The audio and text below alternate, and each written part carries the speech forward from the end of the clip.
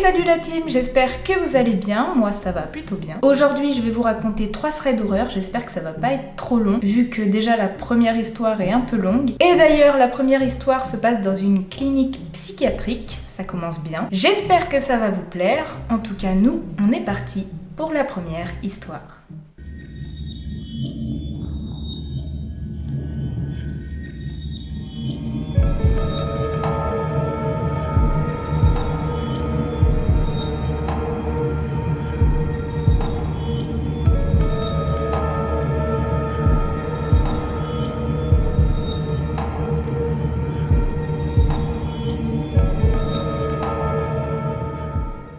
Bonjour, je m'appelle Anna et en découvrant ce subreddit il y a quelques jours, je me suis souvenue d'un épisode traumatisant qui m'était arrivé il y a 5 ans environ. À ce moment-là, j'avais 20 ans et je vivais un épisode dépressif assez important. En ayant conscience et en sachant que je ne pourrais pas m'en sortir toute seule, j'avais accepté la proposition de ma psychiatre de me faire interner dans une clinique psychiatrique privée. C'était donc ma première et dernière expérience de la sorte. Pour vous décrire la clinique rapidement, elle était surtout spécialisée dans la gestion de pathologies dépressives. Nous n'étions pas enfermés et pouvions aller où nous le souhaitons dans l'établissement. Nous avions des activités intéressantes auxquelles nous pouvions assister et des rendez-vous journaliers avec les psychologues. Bref, pas de fou furieux prêt à poignarder le premier venu avec un couteau en plastique. J'ai passé 3 semaines et demie dans cette clinique et j'ai rencontré plusieurs personnes. Un groupe de 3 mecs très gentils et bienveillants envers moi qui m'intégraient toujours à leurs discussions. Mais il me mettait souvent en garde d'un mec, un certain Axel, qui traînait toujours seul dans la clinique et n'avait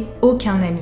Étant de nature curieuse et facilement empathique, je m'intéresse à lui. On m'annonce qu'il serait ici depuis 1 mois et qu'il n'aurait parlé à personne depuis. Tout ce qu'on sait, c'est qu'il a été interné de force. Je n'ai pas eu plus de détails, mais en gros, si ça tenait qu'à lui, il aurait jamais mis les pieds ici. Et donc, il a été interné de force pour cause de dépression, idées suicidaires et alcoolisme. Personnage intéressant, bien que flippant. Malgré tout, je décide de lui parler parce que, à l'époque, je ne pouvais supporter de voir les gens seuls et isolés. Ça m'aura causé beaucoup de problèmes. Le mec a l'air intéressant, il me fait même rire et on se rend compte qu'on a les mêmes goûts musicaux. Ça nous fait des points en commun et naturellement on commence à traîner ensemble et à avoir une routine. Dans cette routine, le soir au moment du couvre-feu, 21h je crois me rappeler, il me raccompagne à ma chambre et va ensuite dans la sienne pour la nuit. Ce schéma va continuer tranquillement pendant 2 semaines jusqu'à ce fameux soir.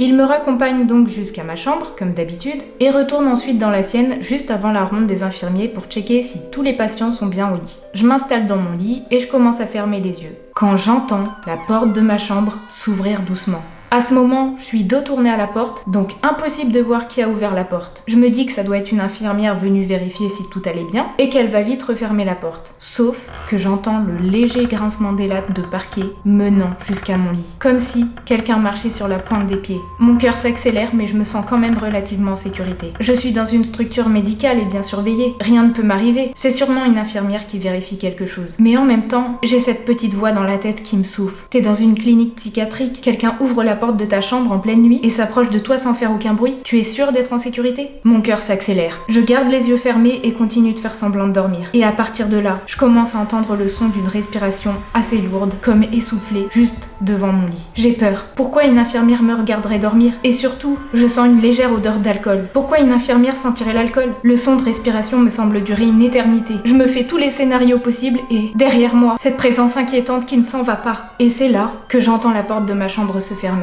Sauf que je n'ai pas entendu les grincements du parquet, m'indiquant que la personne qui me regardait dormir serait partie. Qui a fermé cette porte ? Et est-ce que je suis vraiment seule dans cette chambre ? J'entends à nouveau cette respiration lourde, mais cette fois, plus étouffée. Par l'endroit d'où j'entends ce son, je comprends tout de suite que la personne s'est cachée sous mon lit. Par conséquent, celle qui vient de fermer la porte de ma chambre devait simplement être un infirmier qui ne comprenait pas pourquoi ma porte était grande ouverte en pleine nuit. J'en suis intimement persuadée, et j'entends mon instinct qui me hurle que quelqu'un est actuellement sous mon lit. Je suis pétrifiée. Alors je décide de ne rien faire et d'attendre que cette personne s'en aille d'elle-même. Pour moi, il est inconcevable de poser les pieds au sol tout en sachant qu'on pourrait me les attraper à tout moment. Et si je crie, rien ne me garantit que le personnel soignant va m'entendre et venir à mon secours dans les temps. Au bout de ce qui m'a semblé être une éternité, j'ai entendu à nouveau ces fameux grincements de parquet et un léger bruit de claquement de porte. Normalement, j'étais à nouveau seule dans ma chambre, mais par sécurité, je n'ai pas bougé de la nuit. Et forcément, je n'ai pas pu dormir non plus. Le lendemain, j'ai su qu'Axel avait disparu de sa chambre et que des rondes avaient été effectuées cette nuit-là pour le retrouver. Les infirmiers avaient cherché dans toutes les chambres et dans le jardin d'extérieur sans retrouver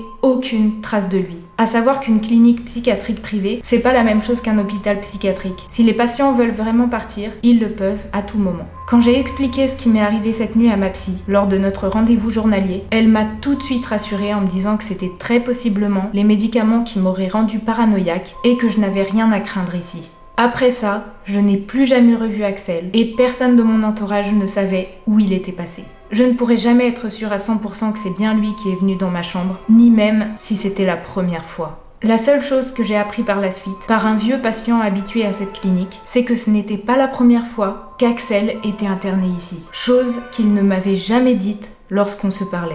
Je suis partie de cette clinique 3 jours après cet épisode et aujourd'hui je vais beaucoup mieux psychologiquement. Mais je me suis rendu compte que j'avais complètement refoulé ce qui s'était passé cette nuit. Comme quoi, le cerveau est bien fait.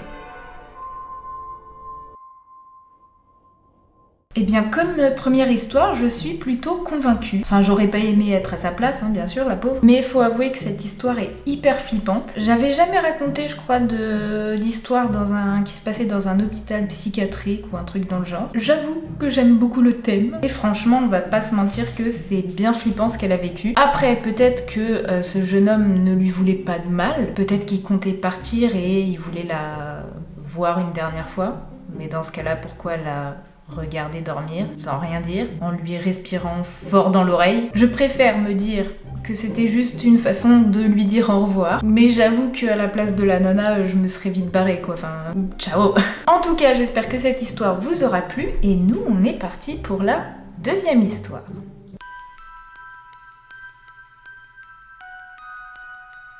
Dans cette histoire, la personne ne nous dit pas son prénom, donc moi je vais l'appeler Marie, clin d'œil à toutes les Maries. Et on connaît pas non plus son âge, donc je vais inventer. Selon le texte, on pourrait penser qu'elle est plutôt jeune, genre dans la vingtaine peut-être, une étudiante. C'était un week-end au mois d'octobre à Lille. J'avais organisé une petite soirée chill avec 2 amis. On boit quelques bières et on décide de regarder American Horror Story. On regarde tranquillement la série, on se fait peur, en bref, on passe une bonne petite soirée. Cependant, vers 1h30 du matin, la sonnerie de l'appartement retentit. Il faut savoir que dans mon appart, il y a la sonnette qui est devant ma porte d'entrée et la sonnerie qui est à l'entrée de l'immeuble. Un interphone quoi. Il faut taper le numéro de l'appart pour sonner. Et sur le coup, en l'entendant, je ne sais plus quelle est la sonnerie qui provient de ma porte d'entrée et du bas de mon immeuble. Je venais à peine d'emménager, donc je les confondais souvent. Donc, avec mes 2 amis, on décide de faire un déni et de faire comme si rien ne s'était passé. Ensuite, vers 2h du matin, on décide d'aller dormir. Une de mes potes dormait dans le canapé du salon et moi et mon autre pote dormions dans ma chambre. Elles s'endorment toutes les deux très vite, mais moi, je me sens pas très à l'aise et je ne dors toujours pas. Je décide donc de parler avec mon copain, qui était à ce moment-là à Liège, donc on discute pendant quelques minutes par message,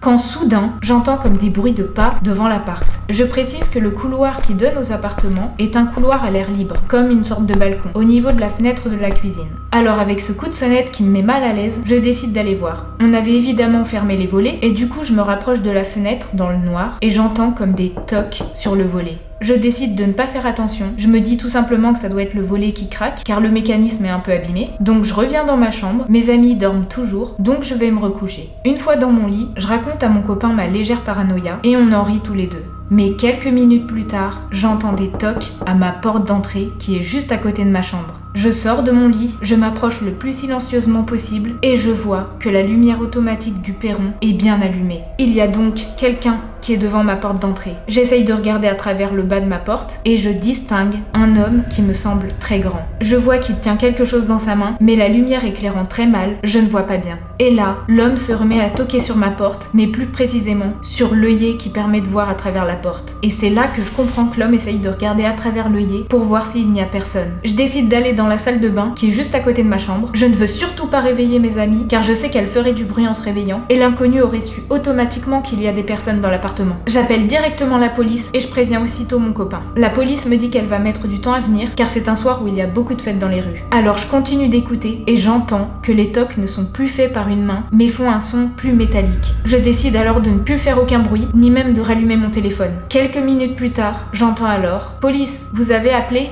Donc extrêmement rassurée, j'ouvre ma porte d'entrée. Et c'est bien un policier. Il m'explique qu'il a trouvé un homme devant ma porte en train de taper avec un couteau dans le mur. Il était complètement sous drogue et sous alcool. Cet homme était en fait l'ex d'une fille du 3e étage de mon immeuble, et vu que tous les appartements sont dans la même disposition, eh bien la porte d'entrée de ma voisine était du même côté que ma porte d'entrée, mais 2 étages au-dessus. Il s'est donc trompé d'étage, et apparemment, il voulait s'en prendre à sa copine, mais a fini devant chez moi. Résultat, l'arrivée de la police a réveillé mes amis qui étaient trop fatigués pour tout capter, et mon copain que j'ai laissé pendant 15 minutes sans nouvelles, suite à ça, a décidé de venir vivre avec moi le temps d'une semaine. Eh bien dis donc, sympathique la fête. Bon, comme la plupart des histoires que je vous raconte, elles se terminent bien. Il n'est rien arrivé à ces 3 jeunes filles, bon, excepté peut-être un trauma. Mais en tout cas, ce qui est sûr, c'est que même chez vous, et même entouré de personnes, bah, vous êtes jamais à l'abri. Après, faut pas être parano, hein, mais... faites attention. Ah oui, et je viens de voir aussi dans les commentaires de ce thread Reddit, il y a quelqu'un qui a écrit de ne pas oublier dans ce genre de situation où tu ne peux pas parler par risque de te faire entendre par ton agresseur, que tu peux composer le 114. C'est le numéro pour les sourds et les malentendants, et donc en fait tu peux communiquer avec la police par message, ce qui est plutôt pas mal pour éviter qu'on t'entende. En tout cas, faut pas être parano non plus, mais moi je sais qu'il y a des gens qui ne ferment jamais leur porte d'entrée, ou même leur voiture, hein. Pour ça va être plus du vol, mais quand même. Bon Dieu, il y a des serrures, fermez la porte de la maison, fermez votre voiture, c'est tout. Bon, j'arrête de m'énerver, désolée, je m'emporte. Bon, eh bien, écoutez, ce n'est pas fini. On entend Calypso là. Elle est en pleine chaleur, c'est... Bref, donc je disais ce n'est pas fini, et donc nous allons attaquer la 3e et dernière histoire.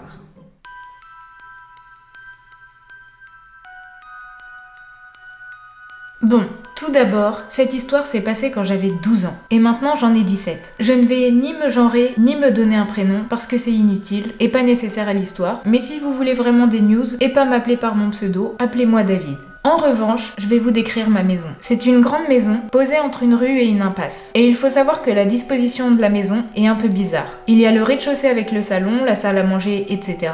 Puis un étage avec les chambres, un grenier, mais aussi un sous-sol, menant à la cave et aux 2 garages. Bon, jusqu'à là, l'agencement de ma maison n'a rien de bizarre. Quand on entre par l'entrée de la rue, nous sommes au rez-de-chaussée. Mais c'est en regardant du côté impasse qu'on est à une hauteur équivalente de 2 étages. Mais bon, c'est assez compliqué à expliquer. Dites-vous juste que le côté impasse est beaucoup plus bas que l'autre. Info supplémentaire, je suis quelqu'un de réservé et très timide, et je déteste les appels téléphoniques. J'en passe quasiment jamais, et maintenant, je ne décroche plus au numéro inconnu sur mon téléphone perso. J'ai vécu de gros traumas à propos d'appels téléphoniques, et vous verrez que cette histoire a contribué à cette phobie.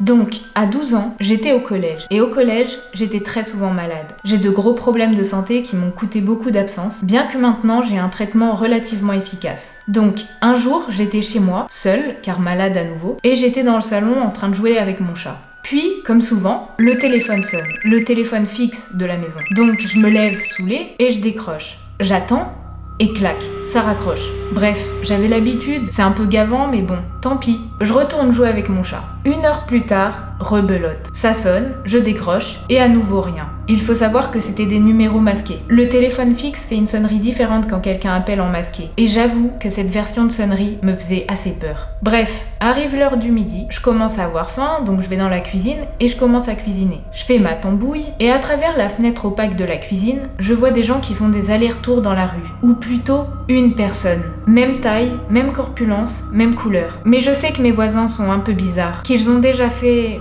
des choses pas bien du tout. Mais ça, je le raconterai une prochaine fois. Et bon, je trouve ça un peu bizarre de faire autant de fois la longueur de la rue, mais je ne calcule pas. Je finis ma popote et je retourne manger dans le salon avec mon chat. Puis, 30 minutes après, de nouveau un appel. À ce moment-là, je ne sais pas si c'est le même numéro, mais je me lève une énième fois, un peu énervée, je décroche, et là, j'entends quelque chose. Faut savoir que cette fois, je n'ai pas dit allô en décrochant, car quitte à me faire couper l'appel, autant rien dire. Donc, ce que j'entends, c'est le souffle d'un homme, comme s'il était essoufflé ou stressé. Je suis perplexe et je parle pour la première fois depuis quelques secondes. Et l'homme au bout du fil est apparemment surpris de ma réponse. Et il me raccroche au nez. Je regarde le téléphone un peu perturbé, mais je retourne m'asseoir regarder ma série.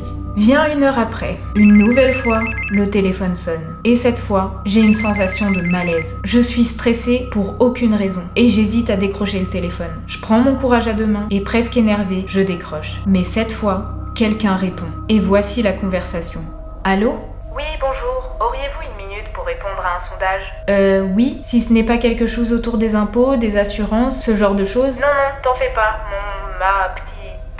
tu es capable de me répondre. Moi, je comprends pas à ce moment. Cet homme, qui semble âgé, se met à me tutoyer et à me donner un surnom, alors que je le connais ni d'Ève ni d'Adam. Très perturbée, je m'apprête à le remettre à sa place, quand il se remet à parler. Avant ça, tu pourrais me dire ton âge ? Non, pourquoi voulez-vous savoir ça ? Eh bien, j'ai du mal à discerner ton âge d'aussi loin à travers la fenêtre. Alors, quand il me dit ça, je laisse le téléphone tomber sur le sol, et là, je me rends compte que je suis pile devant la fenêtre, parfaitement dans l'alignement entre la fenêtre et le bout de l'impasse. Et donc, j'hésite à me retourner. Je fais quoi dans cette situation, sérieux ? Je me retourne ? Je vais me cacher dans ma chambre ? Je me barre de chez moi ? Bref, j'ai plein d'interrogations. Mais avant même de faire un choix, mon corps agit seul. Et je me retourne face à la fenêtre, et mes yeux se dirigent vers l'impasse. C'est là que je le vois. Un homme, grand, âgé, malpropre et absolument terrifiant, en train de me fixer et de me sourire. Je le regarde quelques secondes, et j'ai beau chercher, je suis sûre et certain de ne l'avoir jamais vu. C'est sûr, je ne le connais absolument pas. Je m'adosse au muret sous la fenêtre et je ne bouge pas. J'entends un rire passer par le téléphone. Et furieux, j'hurle au téléphone à ce taré d'aller se faire foutre, de ne plus jamais me rappeler et qu'il aille se faire soigner. Je raccroche tellement fort que j'ai cru que j'avais cassé le téléphone. Et je reste sur le sol, terrorisée. Puis, j'entends toquer. Quelqu'un toque à la porte d'entrée. Je réussis à me lever, hésitante, et je vais discrètement à l'entrée de la cuisine afin de voir à travers la fenêtre, sans me faire voir. Petit bonus, si la lumière de la cuisine est éteinte, on ne peut rien voir à l'intérieur. Et par chance, je l'avais éteinte après m'être fait à manger. Donc, j'observe, j'attends, même mon chat comprend que quelque chose cloche, et il se cache sous une table. Et là, je revois la silhouette qui était passée plusieurs fois devant chez moi. Et je me rends compte bien évidemment que c'est l'homme qui m'avait appelé. Sauf qu'au lieu de refaire ses allers-retours, il reste fixe devant la fenêtre, avant de coller son visage immonde contre la fenêtre, en souriant. Après ça, mes souvenirs sont flous. Je me suis rappelé être dans ma chambre en train d'essayer de me changer les idées et de faire passer ça. Je ne sais plus comment je suis montée. Je ne sais pas s'il a continué de toquer, mais après que mes parents soient rentrés, je n'ai jamais revu cet homme. Jamais reçu un nouvel appel de cet homme non plus. Et maintenant, je fais tout pour ne jamais décrocher au numéro inconnu. Et je passe quasiment plus d'appels. En tout cas, pas plus long que 5 minutes. Je n'ai jamais raconté ça à qui que ce soit, car c'est quelque chose qui m'a vraiment traumatisée, mais j'avais vraiment besoin d'en parler. Mais pas à des gens que je connais, car je préfère avoir un avis extérieur à mes connaissances. Bref, merci de m'avoir lu, et je pense que je raconterai d'autres histoires bien flippantes, car c'est loin d'être la seule.